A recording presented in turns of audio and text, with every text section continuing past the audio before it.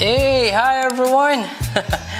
Happy Wednesday, everyone. Happy and thank you bump, for hump, Happy hump day. Yeah, what's up? Yes. Good to be back with our podcast live streaming. Yes, it's another podcast episode with us tonight. Yes. Yeah, hope you guys stick around and watch the entire podcast live streaming. And I think you forgot something. What did I forget? Anyway. I'm getting old. Yeah, it's alright. Okay guys, so for our podcast today, what they will be expecting before we start the intro.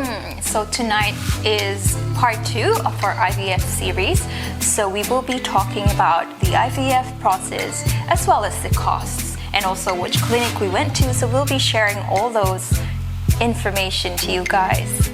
Yes! Ting ting ting! So it's all about the cost and the process. So stick around, watch the entire podcast live stream. Okay guys, my name is John. And I'm Celeste. And we are Team Labata.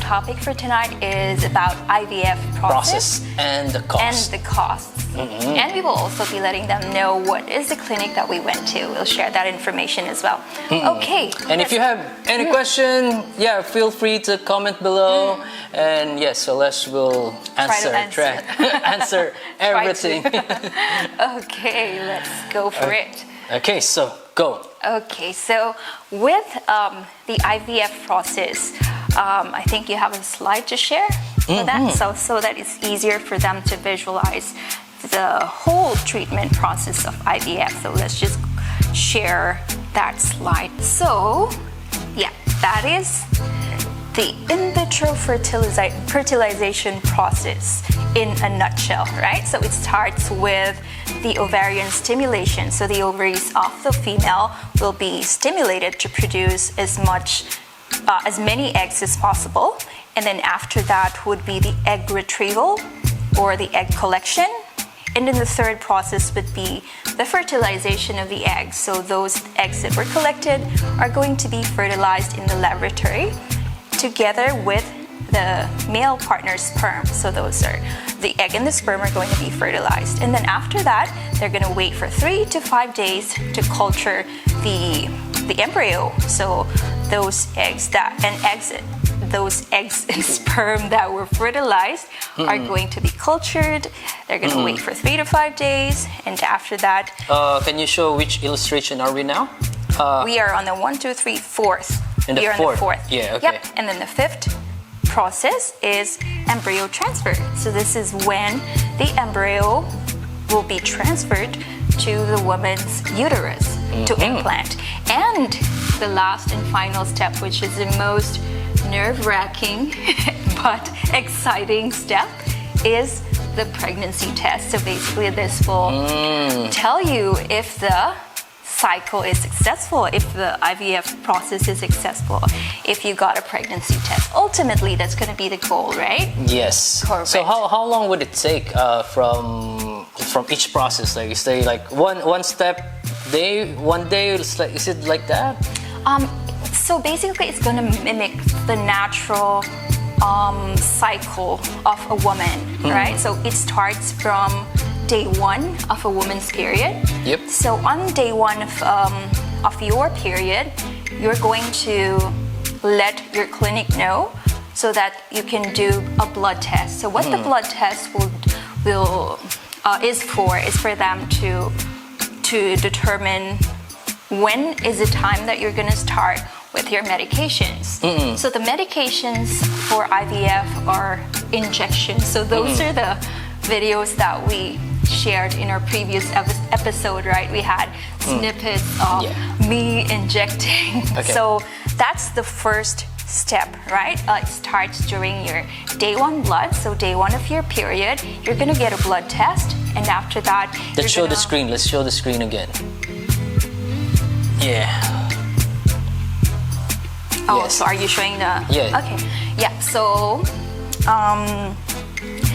you're going to let your clinic know that you got your period, you're going to do the blood test, and after that you're going to wait for their go signal for you to start your medication. So when you start your IVF medication, it's going to, in our case, so we have this little booklet from our fertility clinic. Yeah, so this was very helpful like for me record? to track. Correct. So I will just log the day 1 of my cycle, and then I'm also going to log each day when I'm doing the injection. So with the injections, it starts with a follicle stimulating hormone, or FSH. I cannot say it. FSH. So it's a follicle stimulating hormone. So it's gonna last for around 2 weeks. In my case, it was around 12 days. And I did the injections in one of my cycles. So every night I'm going to inject the follicle stimulating hormone. So the purpose of the follicle stimulating hormone is to stimulate your follicles. So the follicles are those that contain the eggs, right? Because the eggs are very tiny. Those cannot be seen in an ultrasound, right? In a scan. So what they can monitor are the follicles, those that contain the eggs. So with the follicle stimulating hormones, it's going to stimulate your follicles to mature and produce more eggs, produce as many eggs as possible. So that's the use of the injection, right? So it's to help make more eggs. Yes. So it's going to stimulate the follicles to produce, to mature and produce more eggs. So does it mean you injected that one to yourself because you have less eggs, something like that? No, because in a normal cycle, in a natural cycle, we only produce 1 egg, right? Every time we have a period.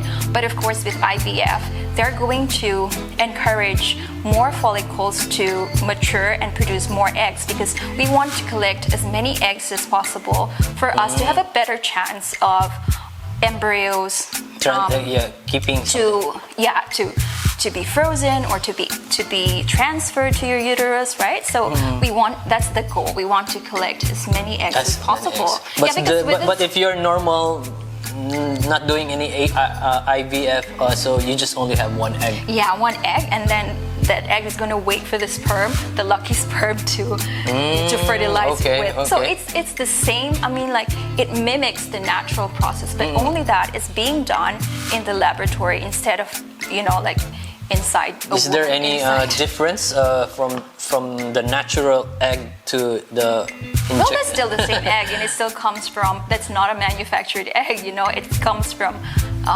your body, a woman's body. So, but they're just collecting it all at the same time.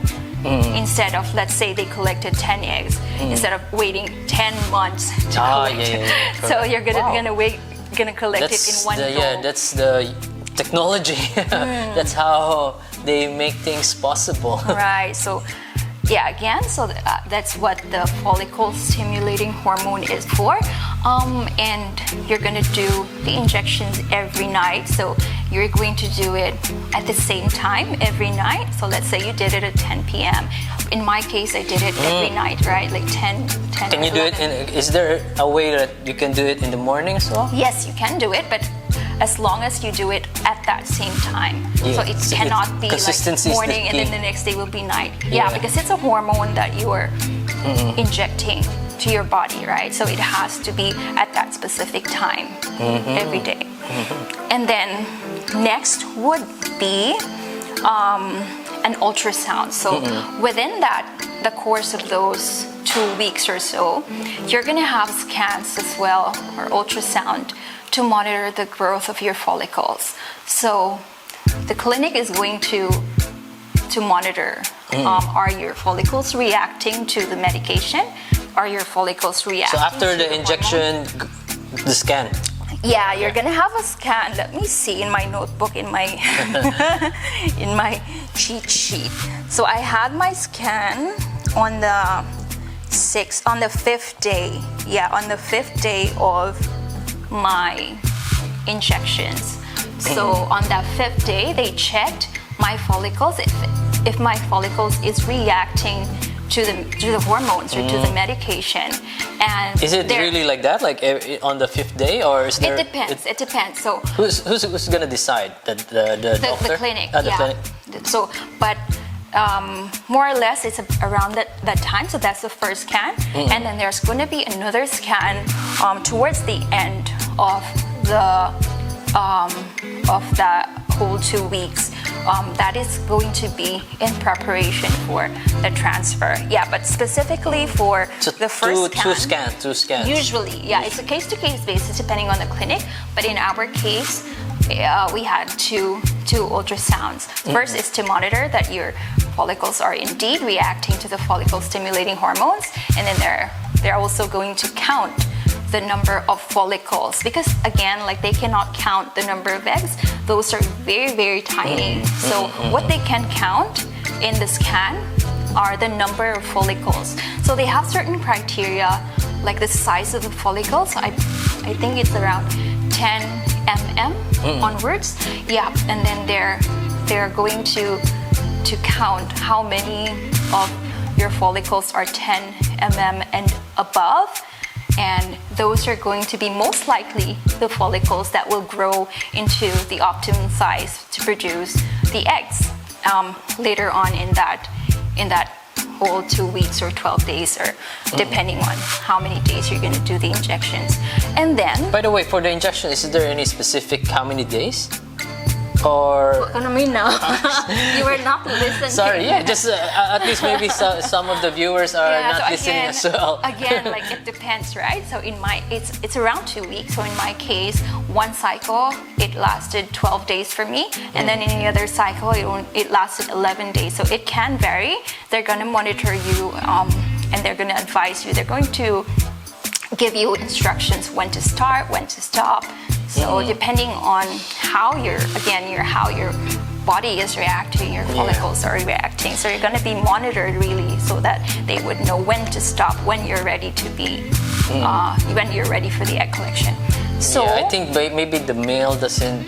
Yeah, because this is more about the female side, so that's why I'm not really like into the details, like the cycle. Like, I don't really like understand like about the cycle. But anyway. Please continue. Okay, so with that follicle stimulating hormone, there's also another hormone which is an antagonist, is what they call it. So basically what it does is to prevent premature ovulation, because they also don't want you to ovulate too early, right? It has to be timed. It has to be at a specific timing so that they can plan they can time when your egg collection should be, right? So you cannot ovulate too early. That's what the antagonist injection is for. So do you remember there was a time when I did 2 injections in one night? Actually, that was... I don't remember. One was for the FSH, the follicle stimulating hormones, and then the other injection is an antagonist to prevent premature ovulation. So that lasted for around... Nosebleed ko. Yeah, so... Okay, go ahead. So that lasted for around 7 days. Yeah, in one of my cycles, 7 days. And then in the other cycle, it only lasted 5 days. So it depends. It depends again, like how your body is reacting. You're going to be monitored through a scan and blood tests as well. Yeah, so along with the blood tests, you're going to be monitored through along with the scan, you're going to be monitored through blood tests, because they're also going to measure your progesterone and your... I forgot, but another hormone. Yeah, they're going to monitor that one and see, right, how your body is reacting, right? So after those 2, so there'll be days that those are going to overlap, right? You're going to do 2 injections in one night. Usually that happens around day 7 or day 8. So after that, towards the end, so when you have your second scan, usually like for us, we had 2 scans. So the later scan, they already know when I should, when they should schedule me for egg collection. So that means I have enough number of follicles that were growing to the required size. So that's why they scheduled me already. Okay, like this is going to be the date of your surgery, of your egg collection. So that's when I had the trigger injection, that HCG, or the trigger injection. So basically what that is for is to assist in the final maturation of the follicles. So the final injection. So there's going to be one night wherein you're gonna have 3 injections in one night or in one day. Is it because you have the 3 injections because of your capabilities of your body, or is it like... No, it's just like that. It's just designed like that with the protocol that they give you. So it's going to be injected. So there's gonna be a lot of injection, guys. Yes, yeah, that's the thing.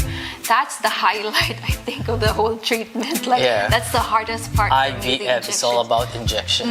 So, yeah, because that's the longest process, right? Like, it's gonna last for around 2 weeks. So that's the longest process in the treatment. And so with the HCG injection, it's going to trigger the maturation of the eggs, right? So it's gonna induce the maturation so that they're ready for the egg collection procedure. So it should be injected exactly 36 hours before your egg collection. So 1 day and a half, like, 1 day and a half. So so after that, no injections anymore. You're just gonna rest and then wait for 36 hours. So while you're waiting, are you gonna like deep sleeping, or what you're gonna do? Is it just the normal day for you? Yeah, just a normal day, but of course you just have to be emotionally and physically prepared for egg collection because that's a surgery, right? So yeah, so that's what you need to prepare for. So going. How about, is there any effects of the injection? Like, good question. Yeah, that's a bit challenging because of course the injections are hormones, right? That you're introducing to your body. And you know, with hormones, it can trigger mood swings. It can make you feel a lot of emotions that it's like when a woman is, I don't, maybe you wouldn't really understand, but when we have our period or before our period, we experience PMS. So we have mood swings. So is it the normal mood swing gonna be doubled because of the injection? Yeah, it's gonna be heightened. I would say it's going to be more pronounced because, of course, with your period, you're already feeling a lot of like those fluctuations in your hormones or your emotions, you're moody and everything. You're craving a lot. So that happens. That gets heightened in the whole stimulation process. So other people, I even heard like some women can get too extreme, like they feel like they want to jump on a building like that. So yeah, because it's really gonna mess up. So there's like anxiety feeling, something. True. So it's not easy at all. Like luckily for me, I just felt like the physical changes. Let's say the bloating, right? It was really, I was really so bloated, and I cannot really move like so as normally as I usually can. Like you feel like your body's heavy, and then your what do you call this? Like your tummy would hurt a little, And towards the end of the stimulation process, you really feel like it's really heavy, and you cannot even walk, and you're not even advised to do like heavy physical because activities. It makes you. They say that it's because your ovary is expanding, because your follicles are growing, right? Because it's being stimulated. That's why you feel the swelling. You feel the pain. Sometimes it has like sharp pain that you feel either on your left or your right or both even. Because it's not the normal, natural way. They just force it. They just force your body to do that one. So it's there's an effect. Effects on your body. Right? Yes. Yeah. So yeah, that's to answer your question. Okay. And so let's go to the next step. Yep, go. Okay, the next step is Do I need to show the collection? Yeah, just to show Yes. where we are at in the whole process. Okay.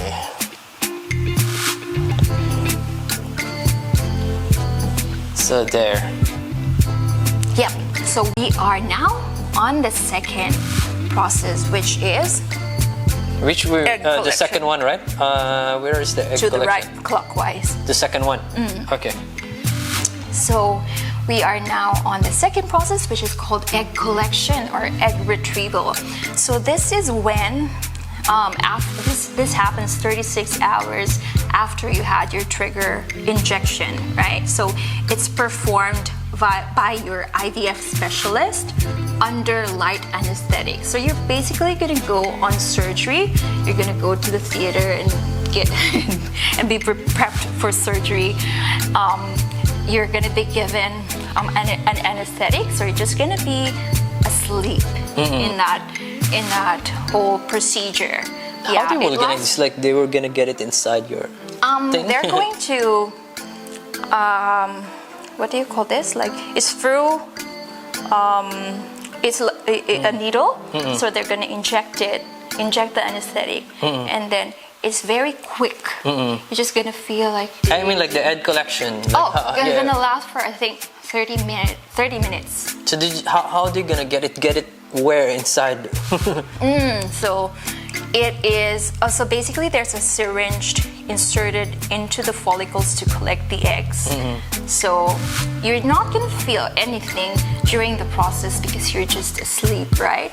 But what they're gonna do is they're gonna insert a syringe and then they're going to like suck or harvest, get the eggs inside your follicles. So there's like a tube that would maybe suck those eggs inside your follicles, and they're gonna collect those eggs. So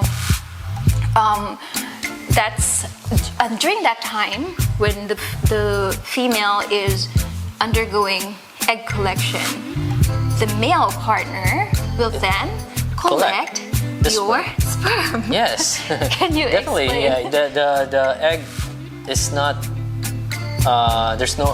There's no baby without the two. Correct. It takes two to tango. Yeah. So it's both the egg and the sperm.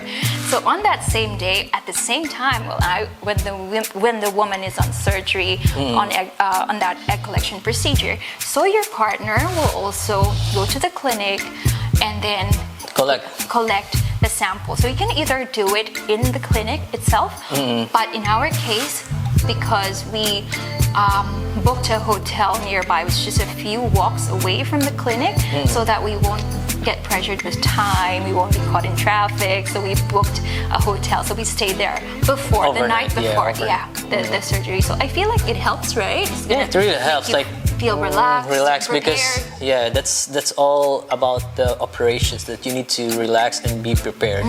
Yeah, and no stress. Yeah, because I heard that some men can also get so stressed and pressured with the process of collecting the sperm. Yeah, it's so stressful to collect the sperm. Yeah, like not when naturally. you're asked to do it. Yeah, when you're that asked to do specific it. moment, like it's not natural, right? So you're too pressure. Like there's someone waiting for you. Yeah. To collect your sperm. So there it's not easy. Yeah. As you described, like there are rooms, right? And Yeah. you can just.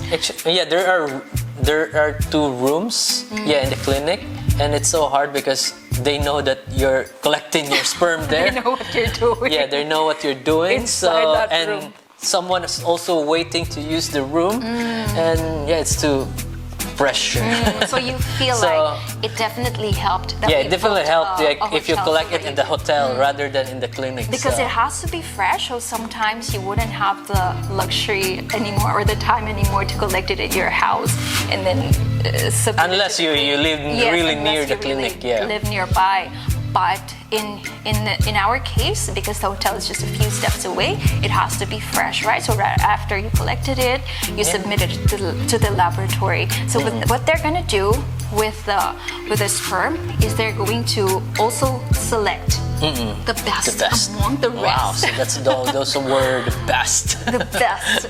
Yeah, so because you have millions and millions, right? And Yeah. unlike the woman, like ours is just like a small number of eggs. We can just count them. But in the case of the male side, partner, yeah. it's millions and millions of sperm. Yeah, So- by the way, I asked also the nurse there, like when I submit the sperm, I asked like how many millions Wow. were my sperm? Like, Millionaire? You're a I think millionaire. 50? Is that 50? 50,000? Million? 40 million? Is it for, yeah, somewhere there, yeah, 40 million. Wow. Good. So, But yeah. you started, like, you remember when you were Yeah, I when you had started, your yeah, test, my first, 8 million. yeah, 8 million. Which is below the normal. The normal is 14 or 15 million. Yeah, that's why. Yeah, I think that's why it's too low because I collected. You got pressured. Yeah, I got pressured because I collected it at the clinic. No, it was in the toilet. Right? Yeah, in the toilet, somewhere in the toilet. So It's just one toilet for everyone to use, so that's why you felt pressured. Like, oh, what if someone's waiting outside? yeah, so that's why it's just only 8 million. But the next collection, so we stayed in the hotel, and You yeah, were- boom, it's 40 million. Wow, good for you. Yeah, So it's working. Yeah, definitely that might be one thing you might consider. Like if you go through an IVF process, it would be best to just maybe book a hotel nearby Yes. so that it's more convenient to both of you. And the male partner would be as pressured as when he's collecting it inside the clinic. Yes. Correct. So that's the egg collection procedure. So basically, after the procedure, the nurse just woke me up, and then they let me rest in like a recovery area, let me eat because you're gonna be Tired? asked to do fasting. So you're not okay, gonna yeah. eat anything before your last meal would be the night prior to the procedure.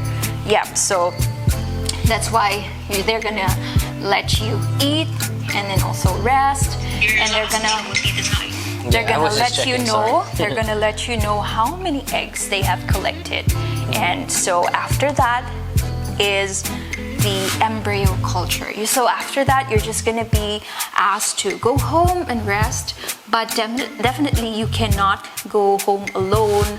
You have to have your Yes, partner or someone to accompany you within the 24 hours after your egg collection procedure.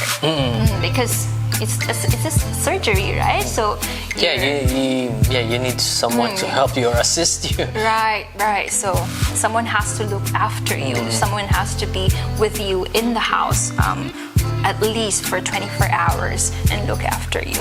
And so after the egg collection procedure is the embryo culture.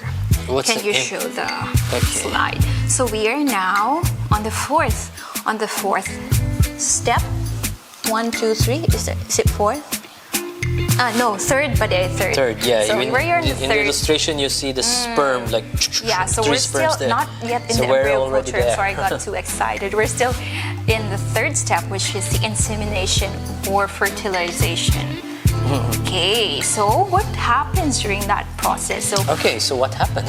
yeah, so basically the good quality sperm are selected. They're to already selected. inseminate. Yes, they're going to, I think, put it in something like a machine, and it's going to be rotated. No, I don't and then know those about that will sink in means they're of poor quality, something like that. Ah, is it? That's what I heard, but I'm Okay. not so sure. Don't quote me on this.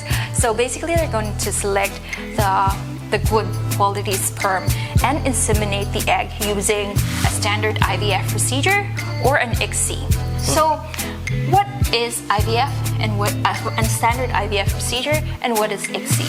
So basically with a standard IVF procedure, they're just going to combine the eggs and also the sperm that were selected and let it inseminate naturally, right? So the sperm is going to look for the egg, swim, and then it's so going to that- inseminate like yeah. by itself, but right? For that one, it's ICSI, just like natural thing, yeah. yeah. So with ICSI or the intracystoplasmic sperm injection procedure, which is what we had, so what they did is to individually inject the sperm Towards the the egg. egg. Yes. So at least straight away.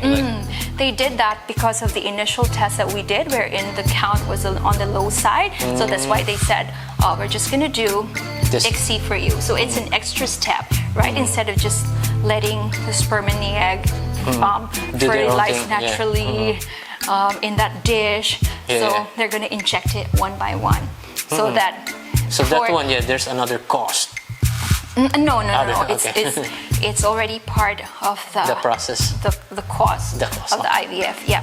So that's what happens in the insemination, and then the inseminated egg is placed in an incubator for 12 to 24 hours and monitored for signs of fertilization.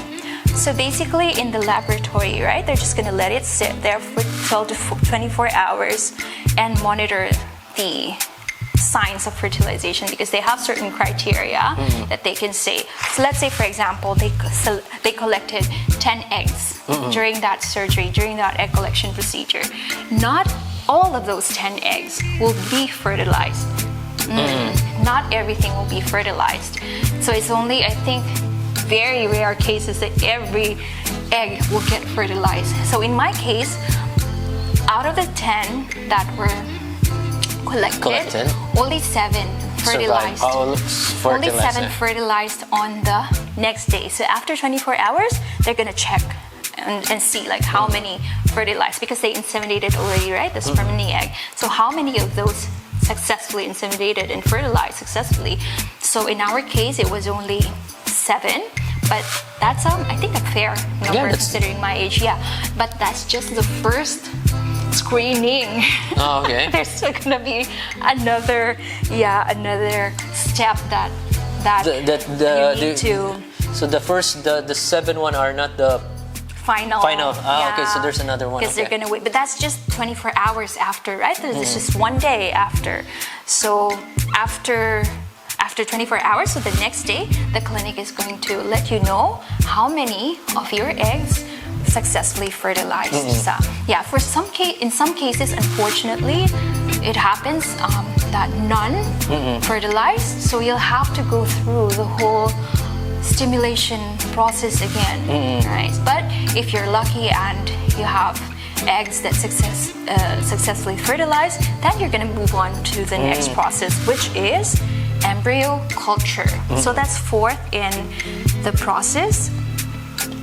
So the embryo culture, so they're just going to allow the embryos to develop 5 days to increase their chance of implantation.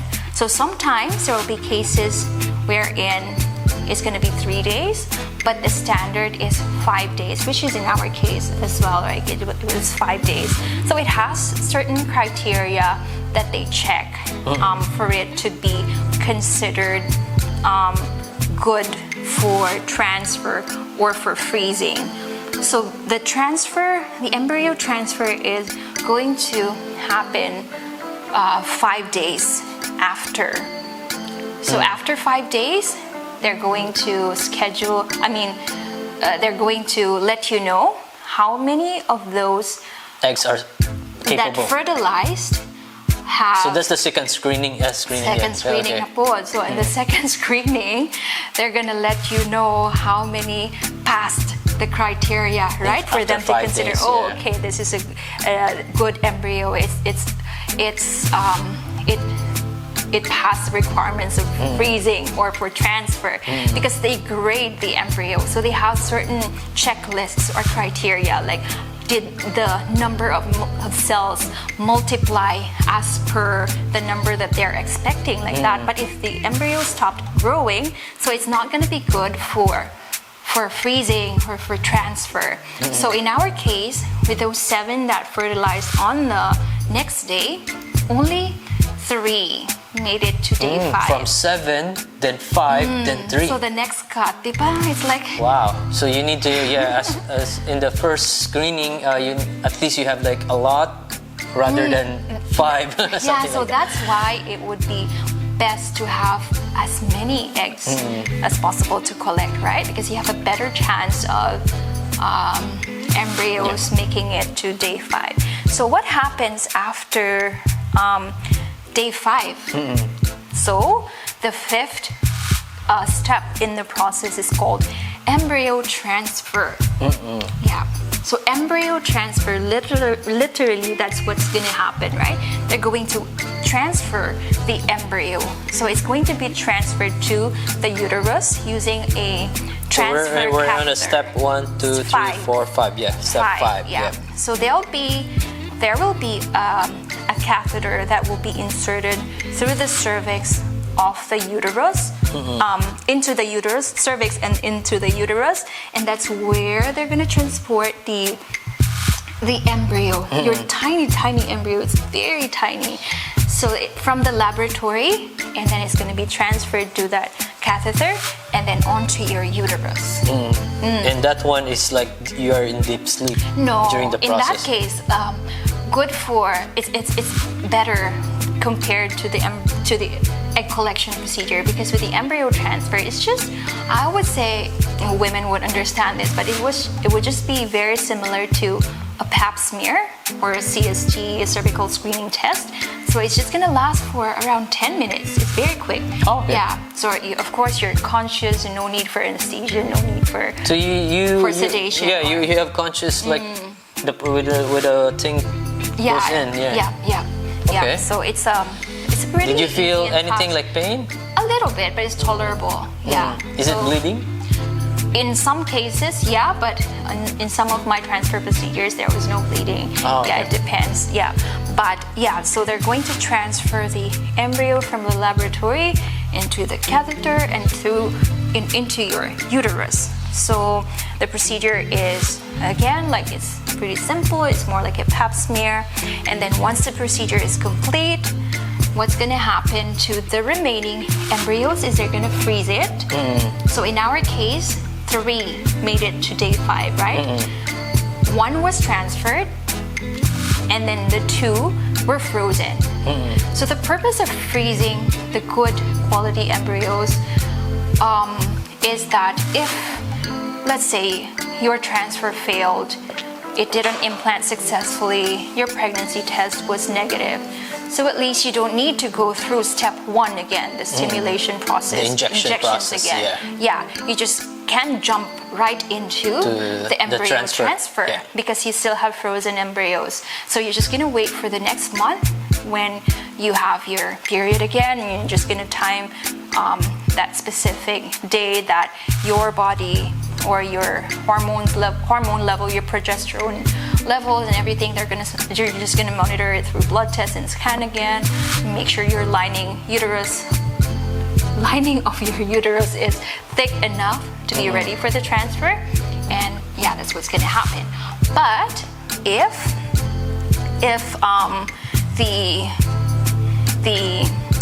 transfer is successful, then that's when you just skip the egg.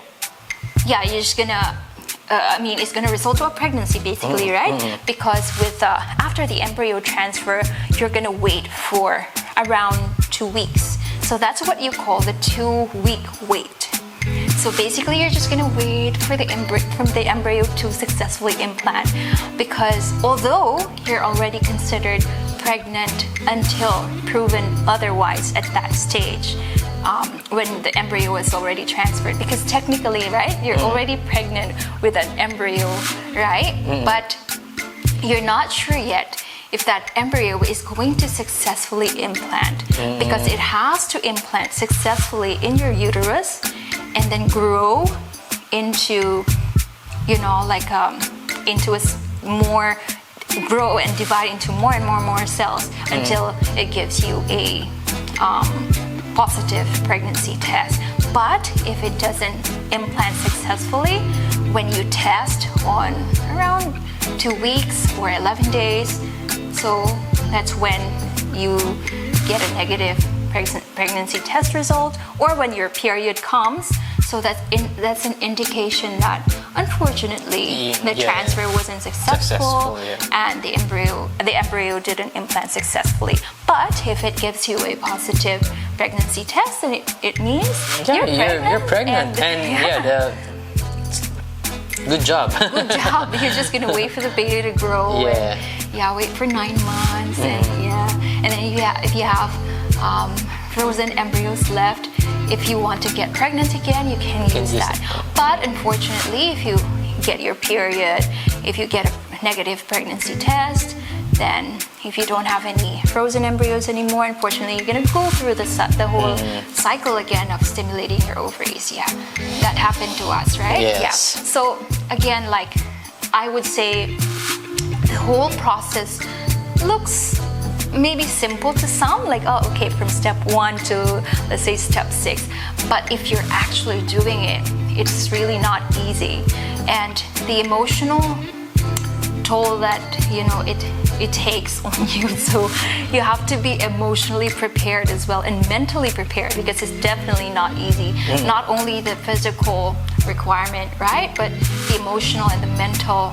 That's the biggest thing rather than the cost. Yes, it's very important. Make sure to prepare yourself in terms of the expectations. So it doesn't mean that science is perfect, right? There's still a lot of nature taking its course in that whole process, right? There are things that are beyond your control, beyond science control. So you have to have a realistic expectation, I would say, that even though, tick, tick, tick, you did these processes, but it still depends. It's not going to guarantee a successful pregnancy, or it's not going to guarantee the result in a pregnancy.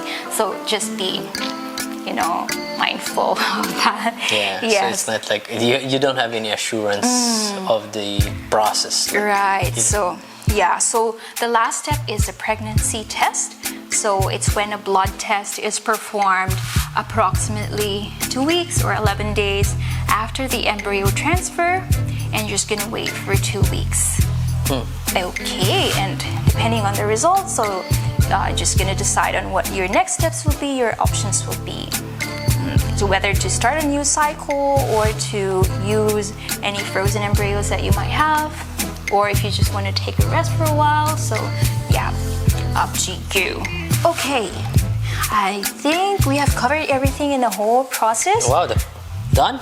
In the whole process, so if you have any questions or anything, so just type them in the comments and we'll try our best to answer them. Yes, if you're curious about anything. So I'm just gonna jump to the next, which is which clinic did we go to, because I think we don't have a lot of time left.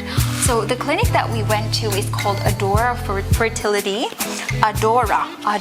How do you spell Adora? Yeah. Adora. There. Does it show? Yeah.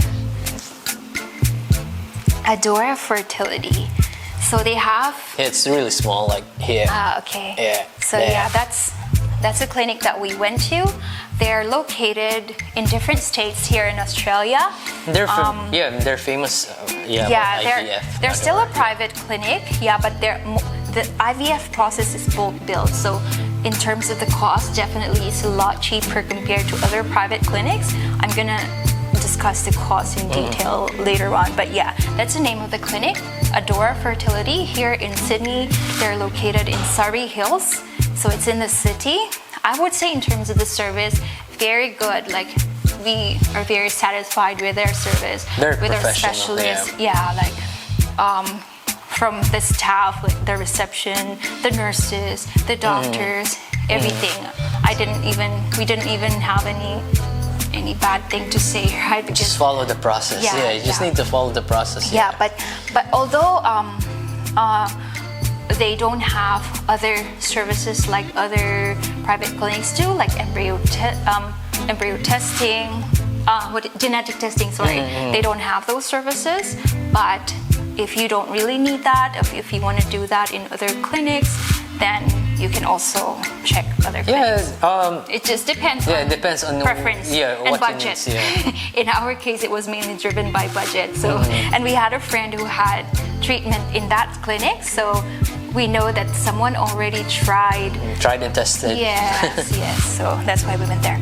Okay, and then let's jump into costs. Okay. So in terms of the cost, so just a disclaimer that this cost is just based on estimate an hour clinic's cost. Okay. And here in New South Wales, So other states might be different, other clinics might be different as well. So this is just the cost that applied to us in this clinic that we went to. So the costs are, number one is the day surgery facility fee and anesthetic. So this is when you do the egg collection, because it's going to be a day surgery, right? It's just going to be a day procedure basically. So you're going to pay for the hospital, for the facility there, for the theater, right? So that's going to cost, and the anesthetic as well, because there's going to be an anesthesiologist who will administer the anesthesia for you, right? So that's going to cost $200 to $1,500. Now you might wonder why the huge gap. It depends whether or not you have private health insurance, and if your private health insurance has pregnancy cover. So that would be how it would vary. So from $200 to $1,500. If you don't have any pregnancy cover in your private health insurance, or you don't have any private insurance, you're gonna pay the around $1,500. But if you have the cash, then no problem. But if you do, it's gonna significantly reduce it, because you're just gonna pay for the anesthetic and you're not gonna pay anything for the day surgery if you have private health insurance and pregnancy cover. And then next is the fertility medication. So it's gonna be around $150 to $200. It's gonna vary because different people will have different medications or different protocols. But in our case, I think we paid $157 or something. Yeah, but this is actually cheap already because it's paid by Medicare. So it's I think it would cost around $2,000 something, or almost $3,000 for those medications, but it significantly will be lower because of Medicare. So thank you, Medicare. We're just gonna pay $150 dollars. Okay. Yeah. So thank you, Medicare. So with that's for the medications, and then the embryo transfer facility. So when you do your embryo transfer, you're just gonna pay for the facility fee. So that's $350. Yeah. So how much is the normal fee? Like, I don't know. But with our clinic, it's $350. So that means so that's not if covered you do, with Medicare? Let's say no, it's not going to be covered. These are out-of-pocket costs. Because with this clinic, there's no fee for the IVF procedure itself. It's bulk billed, meaning Medicare is going to pay for it. So that's why these costs that I'm discussing are basically the out-of-pocket costs. So that's why it's low. And then with so that's $350 for the embryo transfer facility fee, and then there's also a storage fee. So if you have embryos that will be frozen, you're gonna pay for like a rent for storage. Yeah, so you're gonna pay for them for $300 a year. Is that per embryo or? No, it regardless of how many. Oh, okay. So it's good, right? It's just one per year. But on the next year, it's gonna be $600 per year now. Like for example, if you haven't consumed those embryos that were frozen, after 1 year, you're gonna pay for 1 year worth of storage fees again, which is gonna be $600. And then on the third year, let's say you didn't it's gonna be expensive. $600 again. Oh, okay. The regular is $600, but it's just that on the first year it's lower. Is there a way like you need to move to another storage, something like that? No. How much cheaper? It's safe and well taken care of in the laboratory. I mean, like, is there another clinic that you need to? Is there a way? Like if you want to transfer? Yeah, transfer. You can do that. So let's say, for example, you're not satisfied with this clinic. You want to transfer it to another clinic. So like, I mean, like for the storage. Yeah, there's a special handling for that, for the embryo, because it needs to be kept on that specific temperature.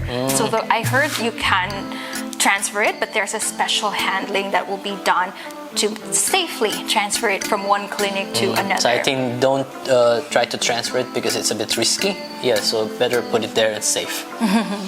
Okay, so that's the storage fee. So approximately the total, in our case, in our clinic, the out-of-pocket costs will range from around $2,000 to $2,300 per cycle. But if you have hospital cover in your private health insurance, then you don't need to pay the day surgery cost, right? Because that's going to be free.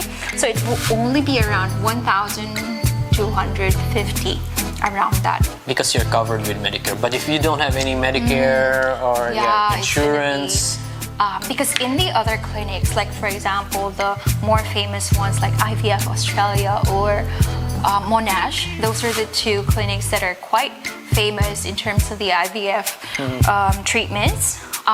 Theirs is, I think when I read in their website, is around 10,000 Australian dollars per cycle. But there's a Medicare rebate of around $5,000. So the out-of-pocket cost is $5,000. Oh, okay. But it's still high compared to what we're paying in Adora, which is around, let's say, if we don't have private insurance, then it's going to be like 2,300.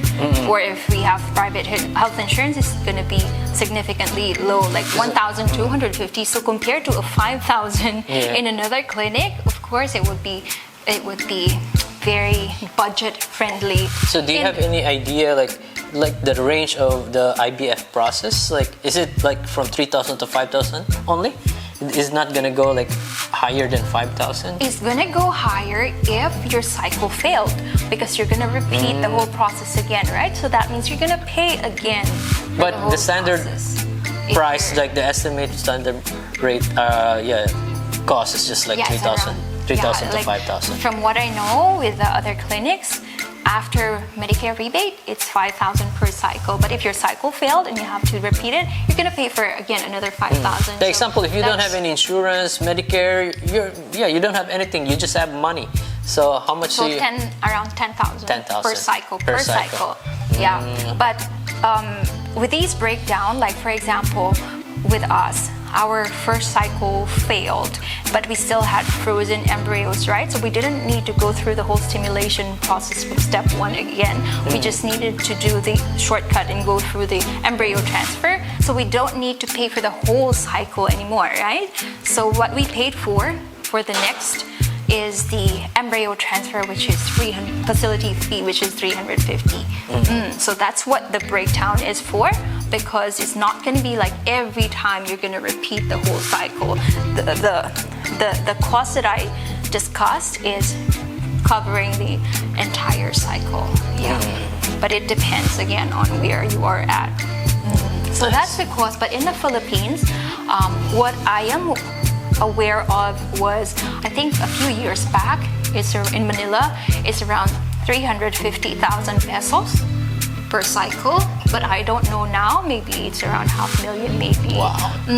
We're just lucky here because although it's not entirely covered by Medicare, but at least it's a lot of help, right, in terms of the cost.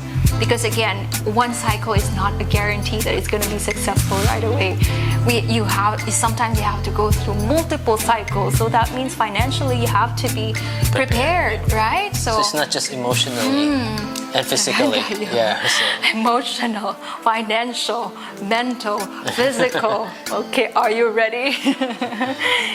So those are the costs. I hope those are helpful information for you. But if you have a clinic in mind, of course it's a matter of preference, right? If you prefer the more well-known clinics like IVF Australia or Monash, which offer genetic testing, if you want to do those just to make sure services. if you want to that's the genetic testing, like just making sure that the two genes are okay.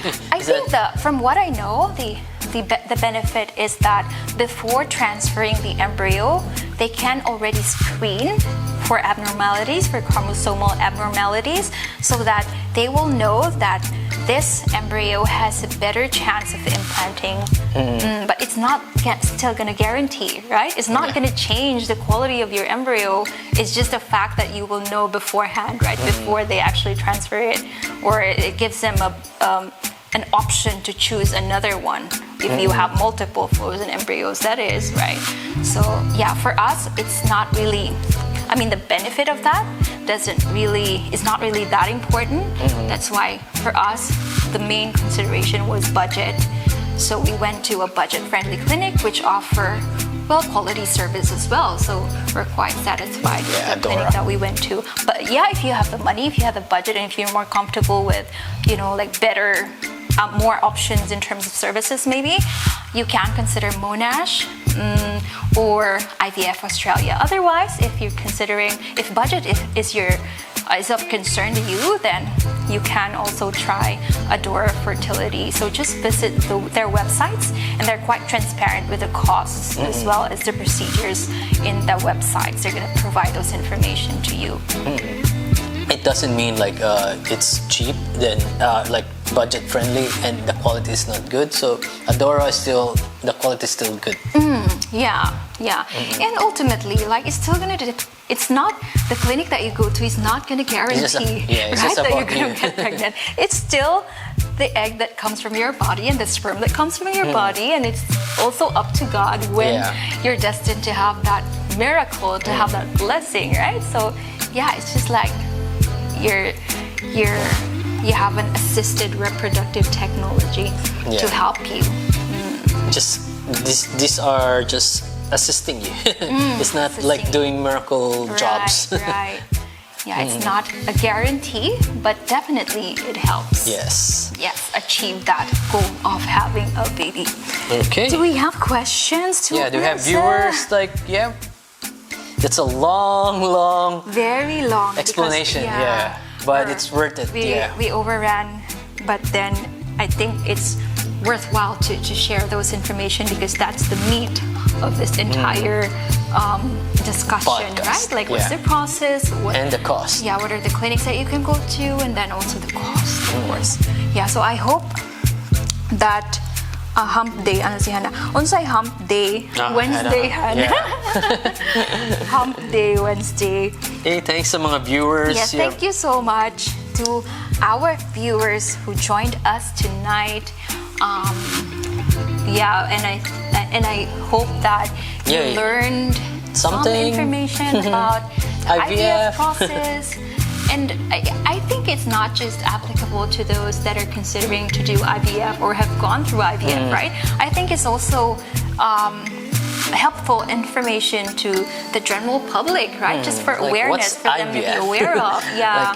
and even me, I don't have any idea what's IVF to be exact until we have this process. The more you know, the better. Knowledge is power.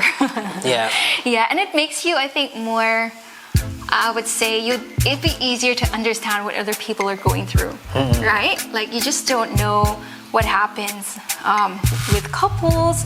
You just cannot assume that they don't want a baby, that's why they don't have a baby yet. It's not always the case. Sometimes other couples are just not, it's just not happening for them right away, right? So that's why they have to go through these treatments. So you cannot really judge other people's choices, because we do understand that other people prefer the natural way.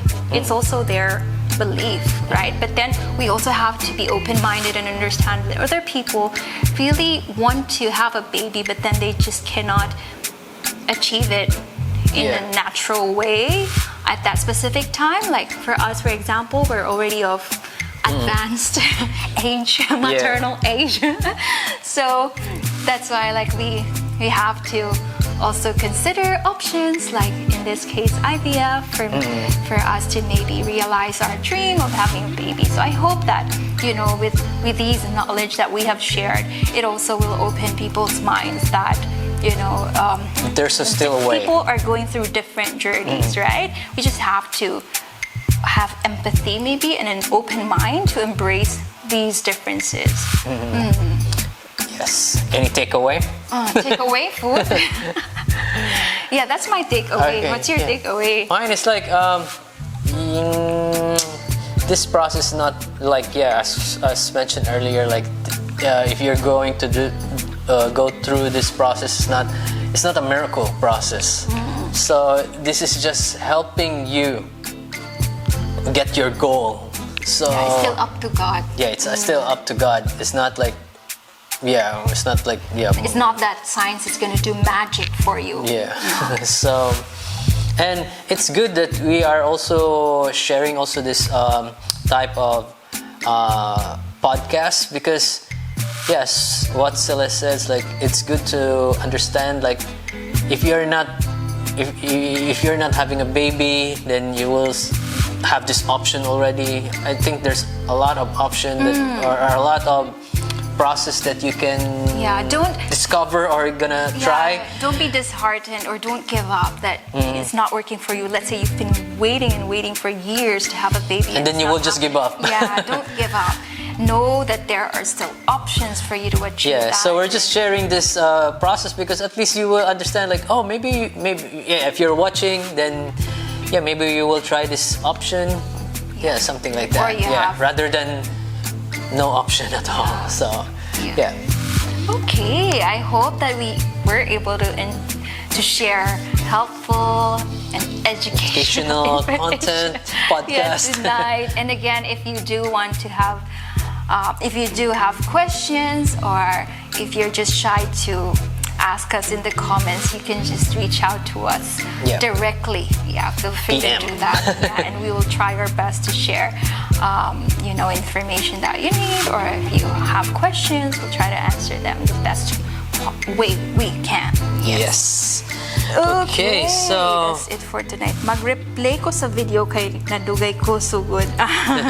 It's okay. It's all good. Yeah, so anyway, guys, please share this podcast and to your friends and to anyone still struggling to have a baby. And don't forget to subscribe to our YouTube channel. Yes, please also subscribe to our YouTube channel. Just search Team Labata, and it will appear there, and just click subscribe and the ring